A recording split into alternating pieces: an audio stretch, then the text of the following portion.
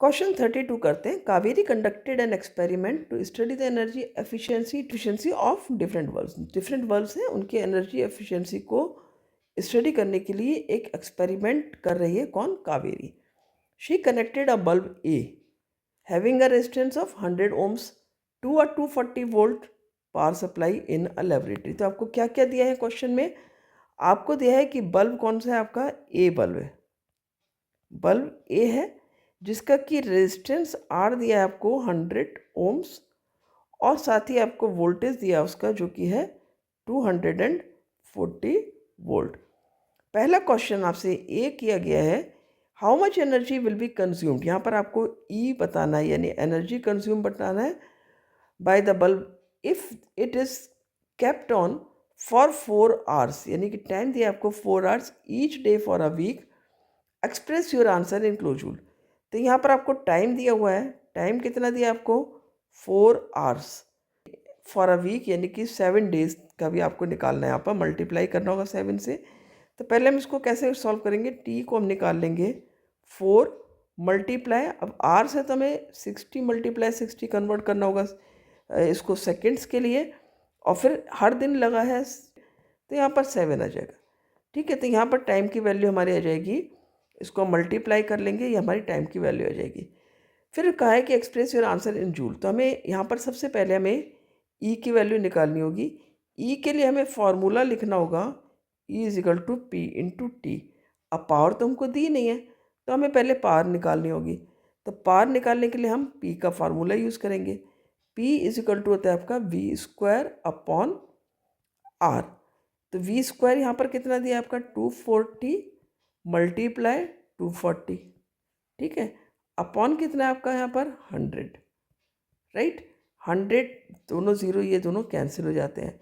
24 multiply 24 बचा यहाँ पर, ठीक है।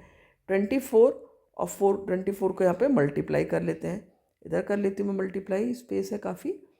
4 4 ज़ा 16, 4 2 ज़ा 8 1 9, 2 4 ज़ा 8, 2 2 ज़ा 4। तो ये आ गया आपका 6 8 8 9 8 8 16 117 5 576।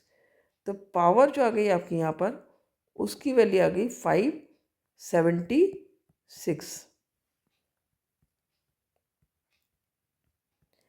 ठीक है, वॉट। ये हमारा वॉट में आंसर आ गया, राइट। अब फिर नेक्स्ट आपसे क्या है? अच्छा, एनर्जी इन्होंने किस में पूछी आपसे? किलोजूल में। तो यहाँ पर आपको आंसर जब आएगा तो किलोजूल में निकालना होगा। अब ये हम जूल में निकालेंगे पहले। तो ई का फार्मूला आता है आपका ई इज इक्वल टू, हमने क्या लिखा? P into T.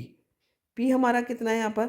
576, और टाइम कितना है हमारा? 4 मल्टीप्लाई 60 60 3600 मल्टीप्लाई 7, ठीक है। इन सब को हम मल्टीप्लाई कर लेते हैं। तो यहाँ पर मैंने लिखा है यहाँ पर 3600, और इसको मल्टीप्लाई कर लूँगी मैं 7 4 ज़ा 28 से, राइट। तो यहाँ पर 0 0 आ गया, 8 6 आ गया आपका 48, और 8 3 ज़ा 24, और 4 28, ठीक है ना, सही है। 8 6 ज़ा 48, 8 3 ज़ा 24, और 4 28, 2 0 0, 2 6 ज़ा 12, 2 3 ज़ा 6, और 1 7। तो क्या आ गया यहाँ पर? 0 0 8, 8 2 10, और 7 2 9, और 1 10। अब इसको हम मल्टीप्लाई कर देते हैं 576 से, ठीक है। तो यहाँ पर मेरा कितना आंसर आ जाता है? 0 0 6 8 सा 48, 4 आ गया, फिर 0 आ गया, 6 1 सा 6 आ गया। 7 से क्या मैंने? 0 0 7 8 सा 56 आ गया, 0 5 आ जाएगा, 0, और यहाँ पर 7 आ गया, ठीक है। यहाँ पर मुझे लाइन खींचनी पड़ती है थोड़ा सा, तो सेपरेट करने के लिए। फिर 5 से हो गया यहाँ पर 0 0, 5 8 सा 40, फिर ये 0 हो गया, 5 1 जा 5।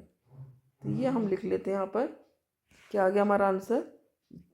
0 0, फिर क्या आ गया हमारा? 8, फिर क्या आ गया? 6 4 10, फिर आ गया हमारा 5 1 6, फिर आ गया 6 4 10, राइट, फिर आ गया 7 1 8 एंड 5।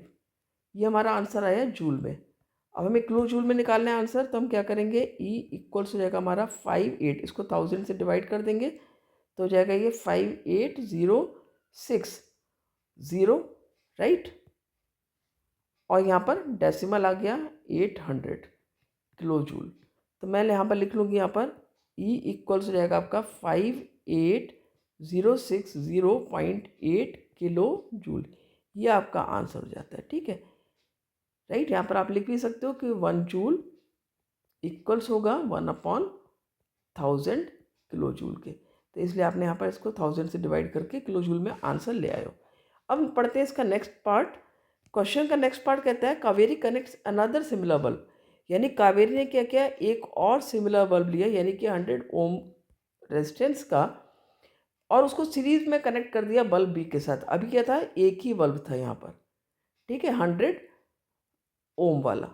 अब एक और बल्ब कनेक्ट कर दिया है, और पावर सप्लाई तो वही है 240, पहले भी पावर सप्लाई आपकी 240 वोल्ट था, तो सेम है यहाँ पर।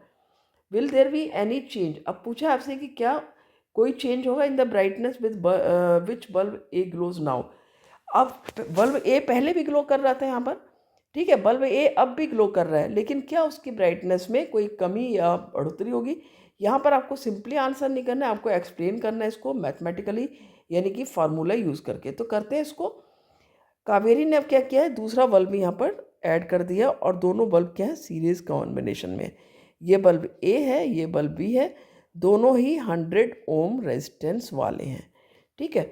तो यहाँ पर जो आर आ जाएगा, अब आर की वैल्यू तो चेंज हो गई, यहाँ पर कितनी होगी, अब 200 ओम आ गई।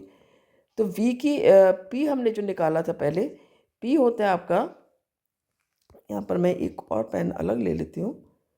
पी यहाँ पर हम निकालेंगे, पी इक्वल्स हो जाएगा V² के।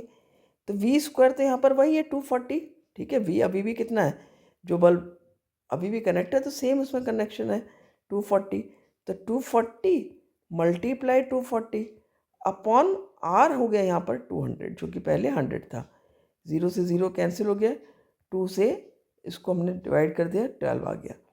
तो यहाँ पर क्या हुआ, आपका P की वैल्यू जाती है, वो आ जाती है 12 4 48 48, और 12 2 24, और 2 28, राइट।